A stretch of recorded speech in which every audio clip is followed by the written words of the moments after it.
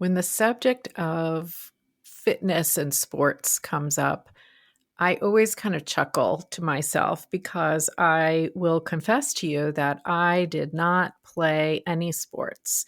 I was on the flag line in high school. I did try taekwondo when my kids were younger and they were doing it, but I did not grow up playing sports and I did not have a self image that told me that I could, if that makes sense. So I had to work on some mindset there, and you'll hear me talk about that in other episodes for sure. But that being said, I feel so strongly about the fact that we need to keep ourselves as fit and healthy as possible in midlife and, of course, beyond. It doesn't just stop here. So, this is something that I really, really am excited to talk to our guest about today. So let's go. Welcome to Mind Your Midlife, your go-to resource for confidence and success, one thought at a time. Unlike most advice out there, we believe that simply telling you to believe in yourself or change your habits isn't enough to wake up excited about life or feel truly confident in your body. Each week, you'll gain actionable strategies and, oh my goodness, powerful insights to stop feeling stuck and start loving your midlife. This is the Mind Your Midlife podcast. You heard me say that I never played sports. I'm not a sporty person.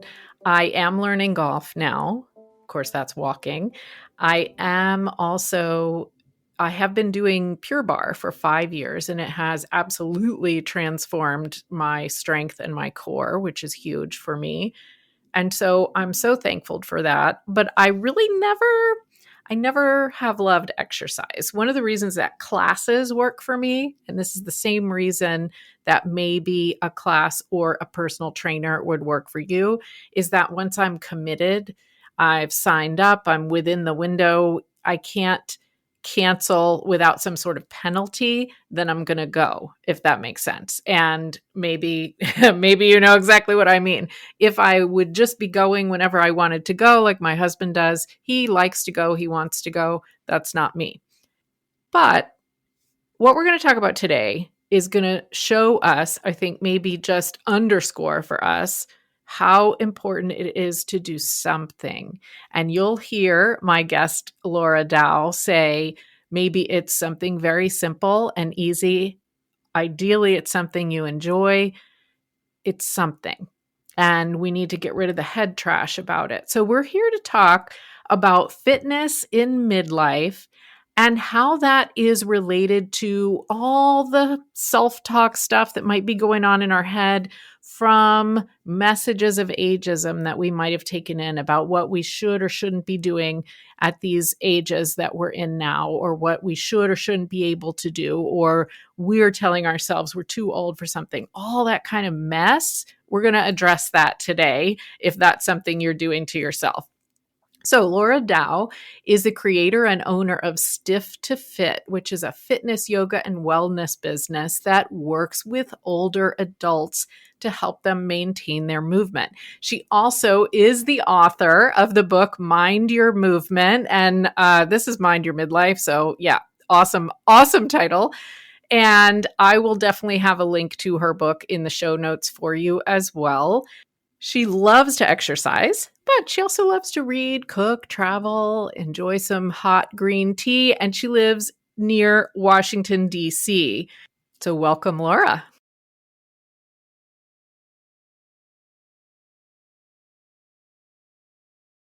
Thank you, Cheryl. I'm very pleased to be here on this call with you. Yes, I'm looking forward to this conversation for sure. So let's just start this way.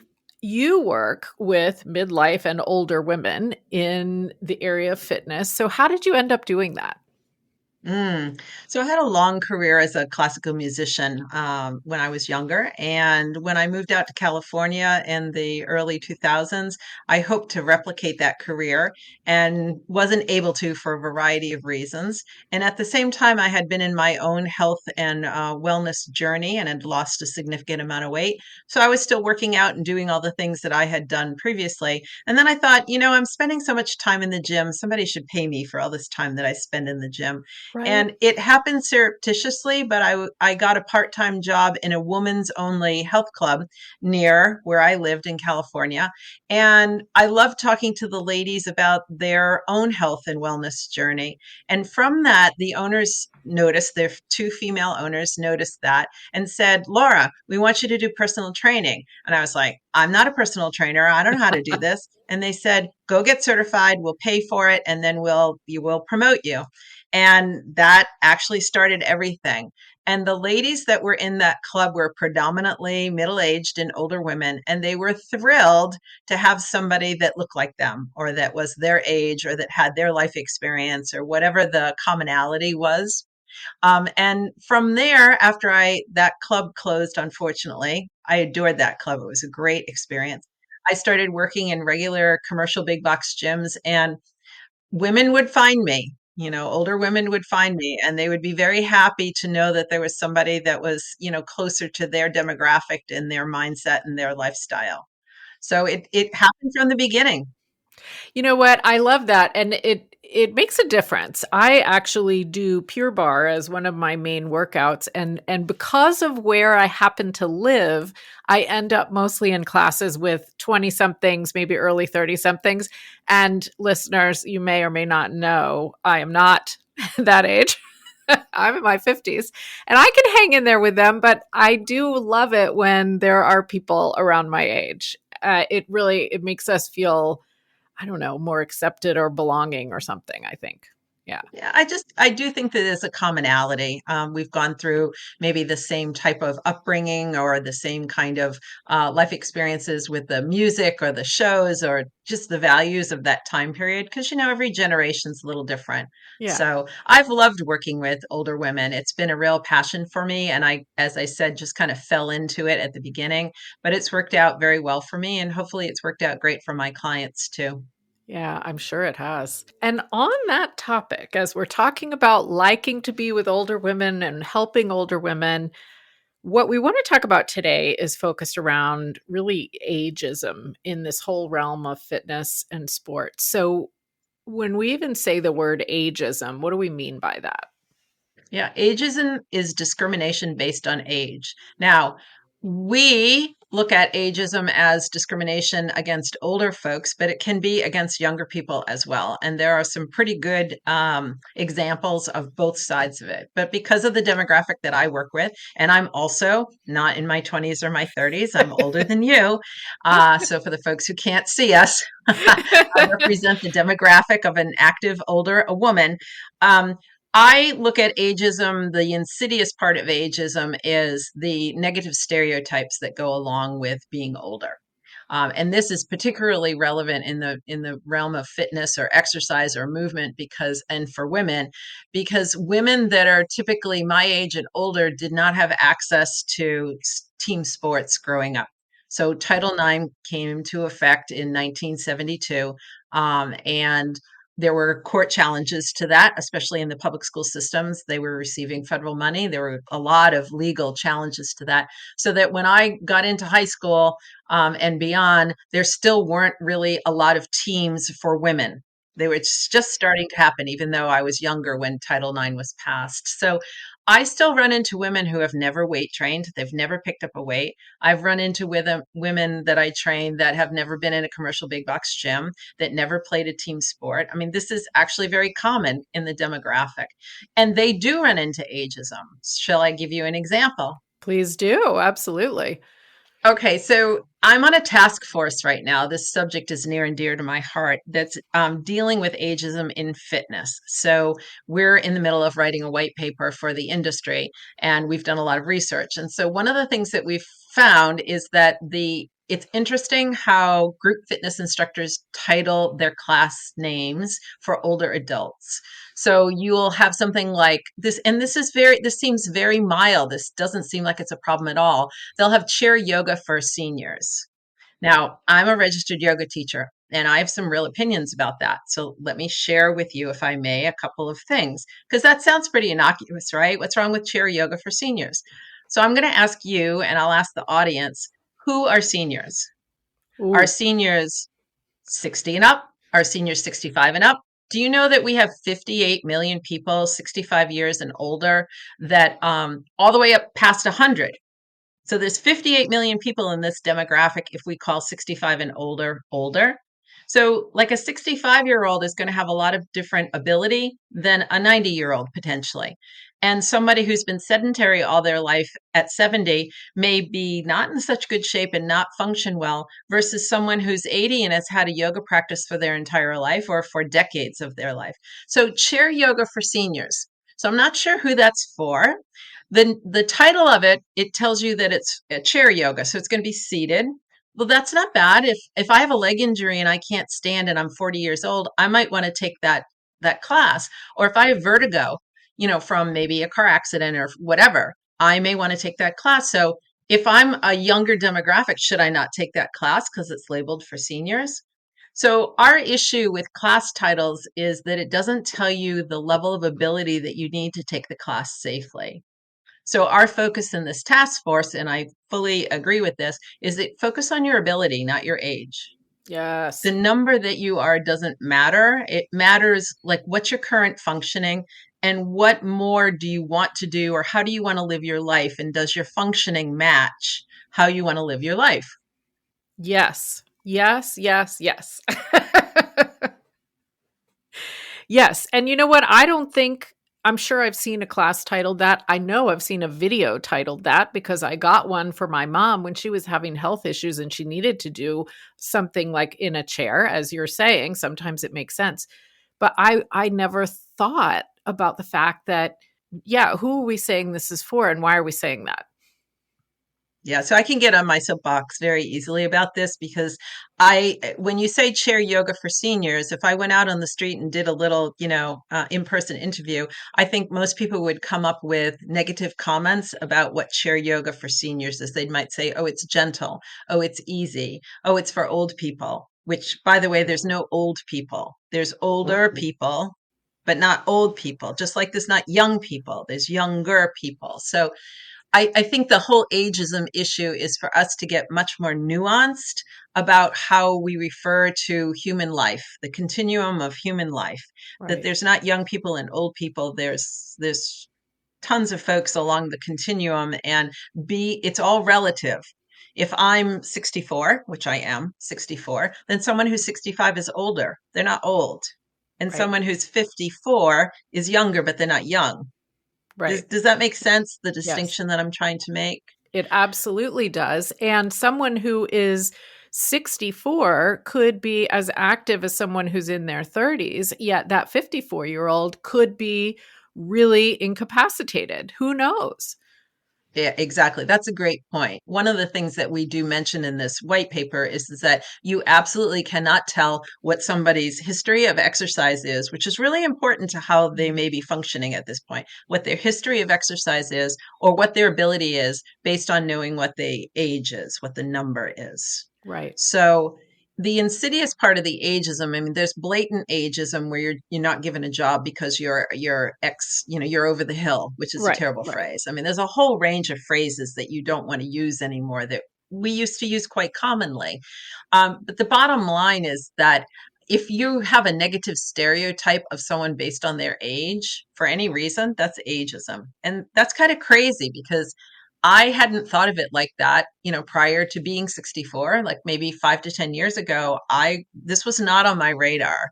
But as I age and as I continue to help my clients stay active and stay independent and stay functioning, it kind of just, grates my cheese a little bit when we have fitness classes that are not, you don't know going in what level of ability you're supposed to have. And we do have people coming into into like retirement communities now that are 70 that have worked out in commercial big box gyms for years, or they've Hmm. run 10Ks for years, or they've skied in the Alps for years. I mean, they've been active, a lot more active than previous demographics. So we need to look at something, keep them functioning at the level to which they're accustomed if there are no prevalent medical or health issues that get in the way. Yeah. So I'm a very big advocate of let's look at our language, let's look at these let's look at, you know, my clients will sometimes do the same thing. They won't dumb themselves down, but they'll undercut themselves about what's possible for them. You know, this Hmm. is not the pink dumbbell. I'm not a pink dumbbell trainer. And what I mean by that is that sometimes in retirement communities in particular, which I've worked in, you get 2 and 3 pound dumbbells. Now, if you have an injury or you have some reason why you can't lift more, that's fine. But we know that the human body adapts to the exercise that's being put on it over time. So at some point in time, if you're still using 3 pound dumbbells, you know, a year from now, something's very wrong unless you have a health issue that prevents you from moving up because your body's gotten used to it in a couple of months. So we Hmm. need to continue to challenge the human body within reason and safely. And that's Yes. kind of what I'm all about. Yes, yes, yes. I really agree with that. And in my personal experience, the only types of workouts or exercise that have ever made a difference for me have been weight related, either body weight or weight related. And you do have to keep increasing. 100% agree. Absolutely agree. I want to take this kind of in two different directions. So I'm going to pick one and then we'll see how we get back to the other one. So we've been talking about differing abilities at different ages and how it doesn't really go with the age. And when I was getting ready to chat with you, I went to my Pod Squad Facebook group, our little group of pod fans, and asked them if they would have any questions for you. And Sarah in the group said, "Well, I don't know how to reconcile what we should be doing at this age, whatever age, 50, let's pick, versus what we want to do or like to do." And to me, that question was perfect for this discussion because Mm-hmm. what is this what we should be doing, right? Mm-hmm. Yeah, it's a great question because that's a very, again, common question across, you know, people who start to become more active with exercise. They all want to know, well, there's too much information. I don't know where to begin. I don't know how to begin. So, yes, let me address that. So, first of all, I don't believe in the word should. I know that we have recommendations about exercising, and I think that if you look at some of the organizations that promote their recommendations, which are reasonable recommendations, you'll go down a rabbit hole about, I can't possibly fit in 150 minutes a week of exercise, which is one of the Mm-hmm. standard recommendations. If you're doing nothing, 150 minutes seems like it's, you know, 4 days of Yeah. exercising. It just seems overwhelming. And let's face it, most of us have, you know, a very full life already with whatever it is that we're doing, and carving out that time to create more space for exercising can be very difficult. So I kind of throw shit out the door. If you're an elite level athlete or you're preparing for an athletic event, then there are some shoulds maybe in that scenario or in Okay. that equation, but I'm not going to worry about that right now. I want to deal with Sarah's, you know, the more basic issue, which is how do you get started? Like, what do you do to get started? I would say start where you're at. So, what does that mean? That means, well, is she doing any exercising now? And if she's doing exercising now, what is she doing? Is it working out okay? What are her goals? Because there's movement for movement's sake, which is important. Like daily movement is important. So, a 10-minute walk, that could be daily movement. Cooking in a kitchen for a couple of hours, that could be daily movement. You know, playing with grandchildren for a while, we know how vigorous that can get. That's Mm-hmm. daily movement. Formal movement is another part of the equation. So, does Sarah do a bar class? Does Sarah take a yoga class? Does she have a weight training thing that she does? Does she go for a walk with a friend after dinner for 30 minutes? After that, I would say, what does Sarah like to do? So, the part about liking to do something, it's important as you begin to think about more movement that it's pleasurable in some degree, some way, shape, or form, or else you're not going to do it. If it's really miserable, why were we spending the time or the money to do it? So it's got to have some kind of pleasure to it. For me as a fitness professional, I have pleasure in moving my body. That feels good. I have pleasure in being strong. So that feels good. But people are not me. That's why people like me exist, right? Yes.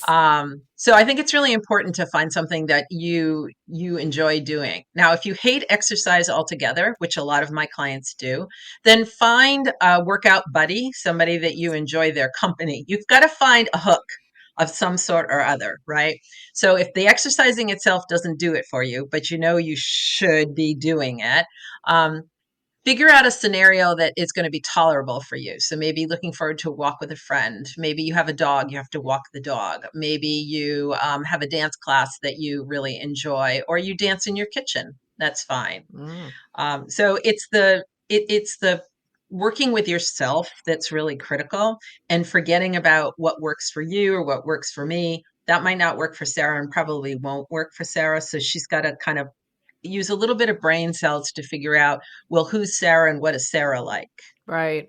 And it makes me think about a quote: a confused mind says no, meaning if we throw too much information at people, you can't make a decision, so we don't do anything. And maybe that's what people get stuck in with this.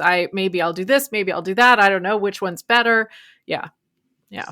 Yeah, I would say that any movement is better than no movement. So we had talked about, what's one of the top tips that you can give? Well, more movement is better than no movement within reason.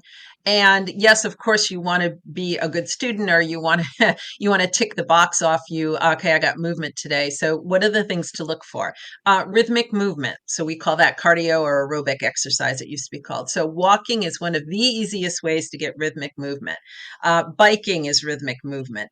Swimming is rhythmic movement. Dancing is rhythmic movement. So that's all of those things and we can come up with some more. Those are great. Yeah. Okay. To do those more days of the week than not would be a really good goal if you're not exercising at all. Okay. 10 minutes. Don't worry about whatever the organization says. And then weight training is really critical, like being able to manage your body weight through different positions with good form, good posture, not hurting yourself. So some kind of weight training routine would be really helpful as well. And that could be as little as 10 minutes every other day. It doesn't have to, you don't have to go to a gym. You don't have to spend the money. You don't have to, worry about clothes or other people. You can do stuff at home. Body weight stuff at home works really well. And during pandemic, we didn't have health clubs anyway. So Hmm. a lot of us did work out at home. You can get a video, you can have a membership to somebody's channel and do weight training at home. Then we want something to do with your core, which the bar I'm sure helps you a lot Hmm. with core, because you've got to have Hmm. really good muscle control. So you're getting a lot of good stuff right in your bar class. And then some stretch and mobility. So some people take yoga class, that would work. But just as we get older, one of the things that we do need to do is we need to prepare the body better for working out. So when we were 20, maybe we could jump right in and just go running. We didn't have to do any kind of nothing. We didn't have to Yeah. warm up at all. But when we're 50, 60, 70, 80, those joints have seen a lot of life. And so you need to work those joints through their range of motion, which, if that sounds like gobbledygook, all that means is just some unweighted, movements with your arms, with your legs. It's very simple. You need about 5 to 10 minutes of that, and then you're pretty Hmm. much good to go. That's a great overview. And if you're listening to this right now, maybe you save this episode or you rewind back and jot down what Laura just said. That was a great overview, because I feel like, okay, I'm thinking about sort of these boxes you gave us. Which ones am I checking? I need to do better with my stretching. I know that. And I do notice, because now I'm mid 50s, that it it seems a little more challenging to be flexible now. I do notice that. So I know what you're saying. We need a little bit Yeah. more, maybe. But now that I just said that, the other direction I want to take this conversation is self talk. And maybe we need to be careful with the things we say, because as I'm saying it's harder now, I'm thinking to myself, well, should I be saying it's harder now? So I know you work with a lot of your clients on this, and we're sort of being bombarded, as we were talking about earlier, with these messages that now we're old or we can't do this or that. and it's young people we see being fit. There's just a mix of everything. So how does self-talk and mindset come into it for you? Well, I could do like a week and a half on this because self-talk is just so critical. I mentioned at the beginning when you asked about ageism, I used the word insidious, and that was about the negative stereotypes that we use to pigeonhole people based on the number that they are, their chronological age, rather than what their ability is or what their history of movement is. So the same thing is true with self-talk, and it's probably even worse because at this point we've lived with ourselves for however many decades, and sometimes we're not even aware of the messages we're sending ourselves, and the messages that we send ourselves are often based on the messages we're receiving. So it's this big, can be this big negative feedback loop, in a really impactful way that's not good eventually. So self-talk, Mhm. um, I think becoming more aware and slowing down, which is a problem in Washington, D.C., which is where I'm located. I have a lot of clients that have very high level jobs and that are very accomplished and that are go, go, go. And their jobs require a lot of intellectual ability. So their brains are always on. And this, having the time and the space to just sit and take a breath and just pause and reflect is basically non-existent with a lot of the clients that I work with. So getting them to slow down and just, well, what do you feel in your body? Mhm. Okay, and it's a fairly easy thing to go from what are you feeling in your body to what is your mind saying about this? You know, Right. what kind of mess, what are you saying inside? Sometimes they actually say it out loud. If they say it out loud, I can deal with it. It's like, okay, you just said that you didn't think you related this exercise somehow to you're too old for this or you can't do this because of your age. Like, what's that all about? I mean, you just did a 10-pound bicep curl. You know, clearly you can do it. So you just disproved yourself. Are you aware of that? So I try to point out the disconnect when it comes out of their mouth. We need to have a conversation, and I try to kindly, because I don't think people, not to be up in their face. I don't think that that approach really works, but kindly say, "Are you realizing that you just said one thing, but your body did something different that was Mhm. in direct contradiction to what you said? You know, there's a disconnect. So maybe you really are more capable than what you think." And again, people hire trainers because the trainer will generally have an ability to see what's possible for that client. So it's my job to challenge. If you were my client, it would be my job to assess you. Where are you at? What's going on? What's affecting your exercising? What are your goals? And then it's my job to help you on that journey to get your goals and to be able to walk that fine line of challenging you enough, Mhm. challenging your body enough to make gains, but not challenging you so much that you have an injury or you're unsafe. Right. And Right. it's hard sometimes, especially with new people that you don't have a long-term relationship with. But yeah, self-talk and self-image and the whole, whatever your internal dialogue is, I would highly recommend that people just take a breath and look at what they're saying to themselves, particularly when they're getting frustrated or stressed. Yeah. I like sort of the juxtaposition, if I may use a big word. I think I'm using it right, of this where you're helping them exercise, which I think a lot of times people look at exercise as go, go, go, like fast as we can, as much as we can. And you're also saying, slow down and realize what your brain is saying to you. And I think maybe we all need to hear that is it's not a big race to do the most exercise in the littlest time. We need to pay attention to what's going on in our bodies, of course, so we don't get injured, but also all the head stuff. Yeah. Yeah, I think the two things come to mind when you rephrase that. Thank you.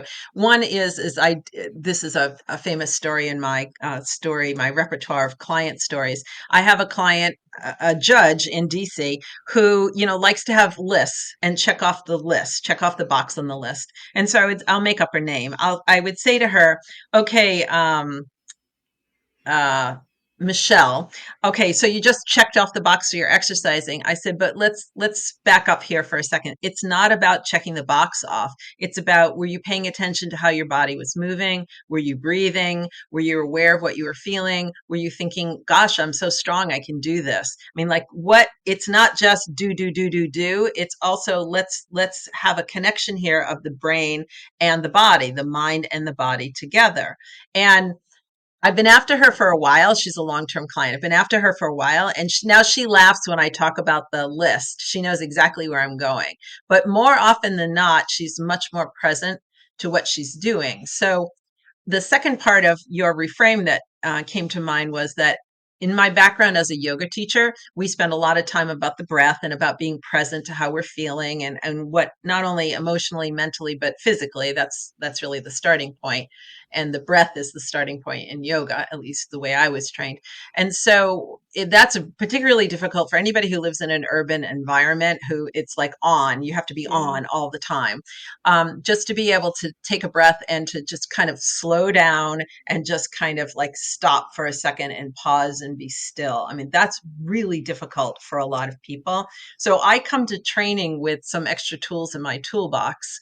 I was never an athlete myself, as I mentioned about Title IX. So I did not typically, a lot of trainers come with a big athletic background or they've played sports or whatever the scenario is. And I didn't have any of that. I had the discipline of music as my background when I came, Mhm. and also social work when I came into the field. So yoga has helped me enormously with helping clients to, kind of slow down and pay attention. Interesting, interesting.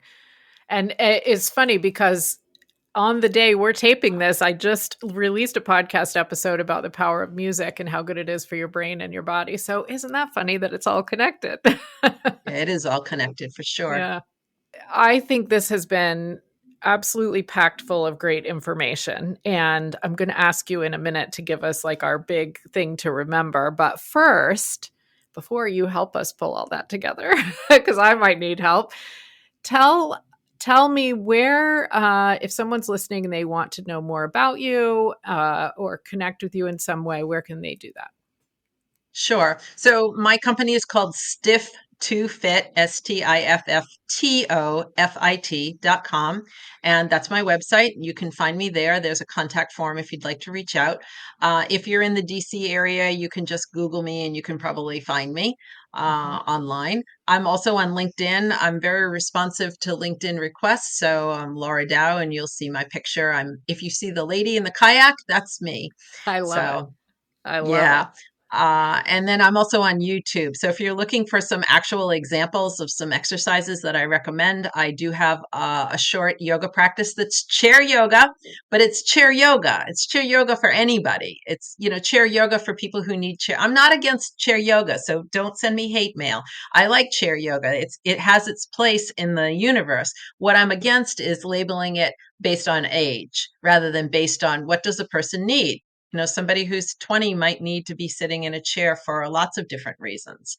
But I am on YouTube under Stiff to Fit, and I have the chair yoga and I have a standing yoga practice as well as a couple of videos on some mobility practices.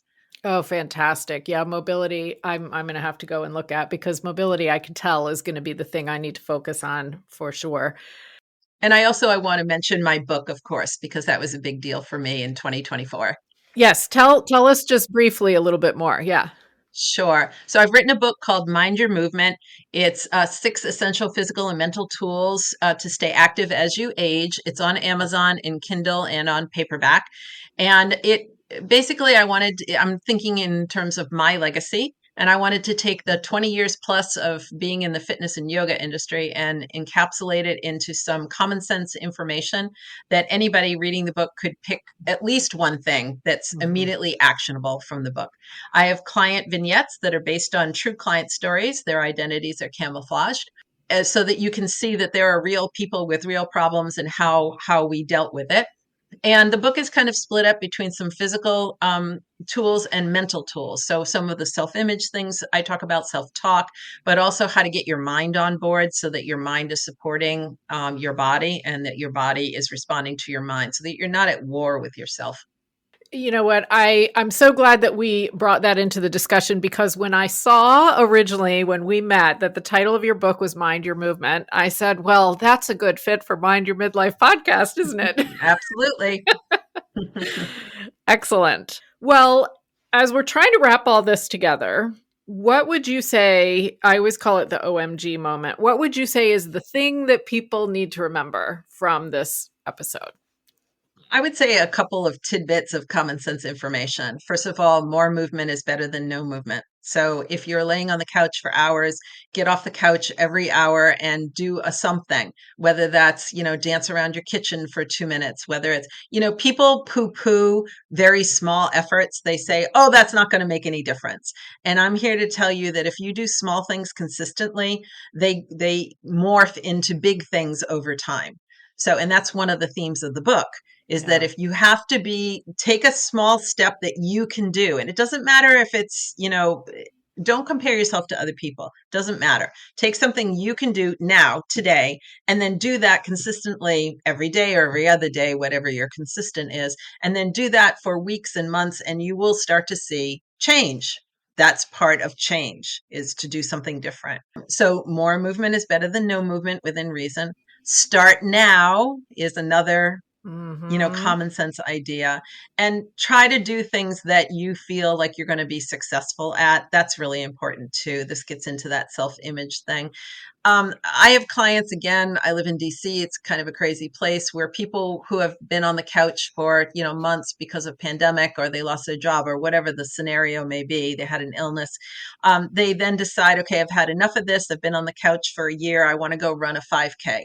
Well, please don't go from 0 to 5K in the space of a month. Like let's have some realistic, thoughts here. Let's have a plan, which is where trainers come in, or a physical therapist, or whoever your fitness, people may be that you can reach out to. I can design a very nice plan for you, couch to 5K. You can Google that online, Yep. but it's very doable, but it has to be done intelligently, or you put yourself at risk for injury. And you also may not like the process very much at all. So that Mm-hmm. celebration part, or that success part, I think is really key to helping people stay consistent. Yes, I fully agree. And those are things that maybe people can easily remember too, which is really important. We are all surrounded by information all the time. So we need things that stick in our head. Oh, I remember when Laura said that more movement is better than nothing. So let me just get up off the couch at the end of this show or whatever. Yes, fully agree. Well, Laura, this has been a fascinating discussion. Thank you so much for joining me. Well, thank you very much for having me. I've thoroughly enjoyed our conversation. There was so much to take away from that discussion.